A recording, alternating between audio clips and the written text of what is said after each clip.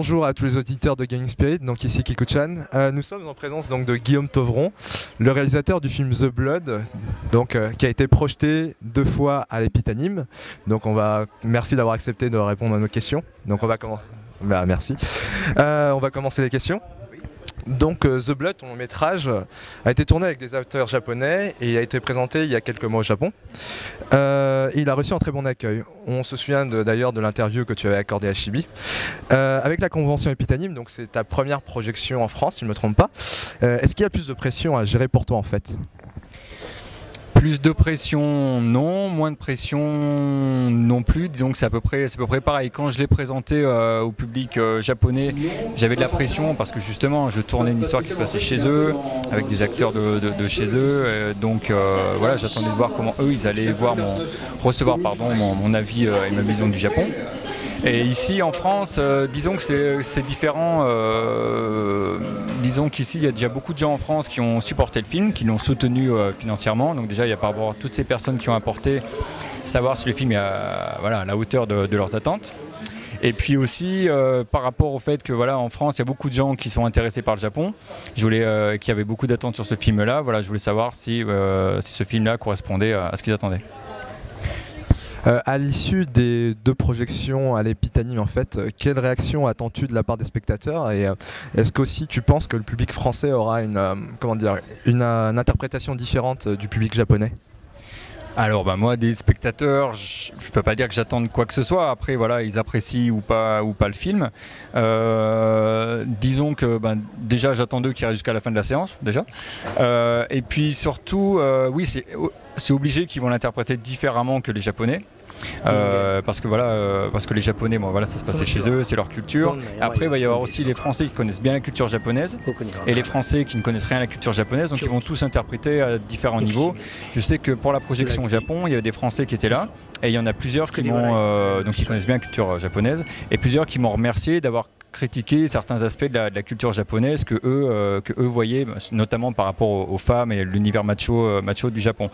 Après, les Japonais ne m'ont pas parlé par rapport à ça, parce qu'ils ne sont pas du tout critiques envers leur société. Et donc voilà, je suis au contraire curieux de voir comment, ici en France, comment le film va être reçu et perçu en fait. Tu es à la Cannes afin de promouvoir The Blood sur le marché du film. Est-ce que tu as eu des retours positifs de la part de professionnels du milieu du cinéma ?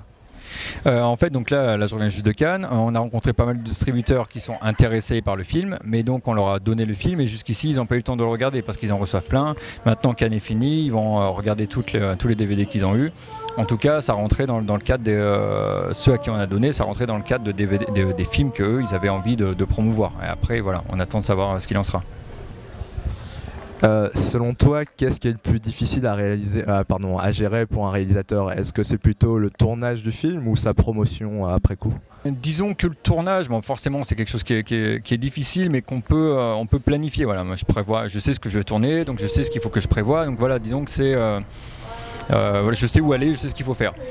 Pour la promotion, c'est difficile en fait parce qu'on ne sait pas quel public va accrocher, quel distributeur va accrocher, donc c'est beaucoup plus difficile et beaucoup plus casse-tête et c'est beaucoup plus large aussi parce que au niveau de la promotion, ne serait-ce que rien que sur un pays, il y a déjà plein de façons de le faire. Alors en plus là on est parti, on va essayer forcément de le distribuer en France ou au Japon, on va essayer tous les pays possibles, enfin que ce soit l'Espagne, l'Italie, on va essayer Thaïlande, Taïwan, même en Algérie, donc voilà, c'est un énorme boulot.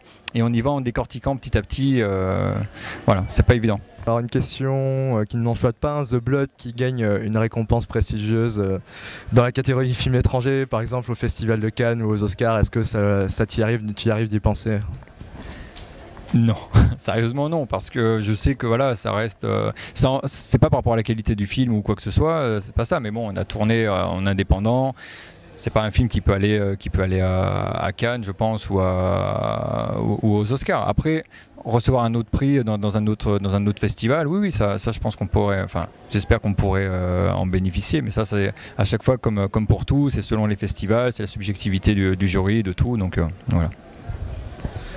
Tu as exprimé une forte envie de travailler avec Keisuke Kimura, qui est l'un des acteurs principaux en fait dans The Blood. Sais-tu déjà sur quoi va porter ce nouveau projet ? Oui, oui, tout à fait. Ben, déjà, j'ai envie de tourner avec lui parce que c'est quelqu'un qui a un énorme charisme, d'où le petit passage d'ailleurs un petit peu rigolo sur le charisme dans The Blood. Et aussi parce qu'il y a plein de gens en France, mais vraiment autant hommes que femmes, dès qu'ils le voient, wow, il a un charisme de fou. Je me dis, importer cet homme en France, vraiment, on pourrait avoir quelque chose de fort. Et le scénario, il est déjà fini d'écrit, d'ailleurs. Donc maintenant, on va commencer à démarcher par rapport à ça. Et j'aimerais aussi, d'ailleurs, que Takahiro Ono, l'acteur principal du film, The Blood, joue aussi dans celui-là, mais cette fois en tant que second rôle. On inverserait pour les deux. Et aussi, Kimura, voilà, j'avais envie de lui donner cette fois un rôle de gentil parce qu'il joue beaucoup des rôles de méchants, de yakuza, tout ça, alors que c'est quelqu'un vraiment de super gentil et et voilà, je trouve que ça serait classe d'avoir quelqu'un comme lui dans un bon rôle. Voilà. Et il y a encore quelques jours, tu étais en pleine écriture d'un scénario que je crois que tu as fini. Est-ce que tu as aussi d'autres nouveaux projets que tu aimerais faire en 2012 ou dans les prochaines années? Oui, bah donc le scénario que j'ai fini, c'est Ghost Heart, que je tournais avec Keisako Kimura. Après, dans les prochains projets, bon, il y a un projet de documentaire au Cambodge. Là, à partir du mois de juin, on va commencer à démarcher pour avoir des subventions, pour voir on espère le vendre aux chaînes télé. Il y avait aussi un projet de long au Cambodge, enfin une partie en France, une partie au Cambodge. Et sinon, bah, j'ai un autre gros projet au Japon, mais voilà, j'attends parce qu'il va falloir, c'est un projet ambitieux. Il faudra un budget conséquent, il faudrait a priori plutôt une production entre les États-Unis et le Japon parce qu'en France ils ne produiraient pas ça. Donc voilà, je prends mon temps. Ça faisait 10 ans que je travaillais pour tourner un film au Japon. Là, j'ai réussi au bout de 10 ans. Donc voilà, je sais prendre mon temps et il se fera, mais je ne sais pas dans combien de temps. Une petite dernière question, vu que l'interview touche à sa fin. Est-ce que tu peux laisser un petit mot pour les auditeurs de Gaming Spirit, s'il te plaît? Oui, je vais m'adresser à eux directement. Déjà, merci beaucoup à tous ceux qui m'ont suivi. Et pour tous ceux qui auraient des questions, parce que je sais qu'il y en a beaucoup que ça intéresse et qui sont curieux de savoir comment on peut tourner un film au Japon, voilà, qu'ils n'hésitent pas à m'écrire. Ils vont sur mon site guillaumetovron.com, il y a l'adresse, ils peuvent m'écrire, me poser des questions.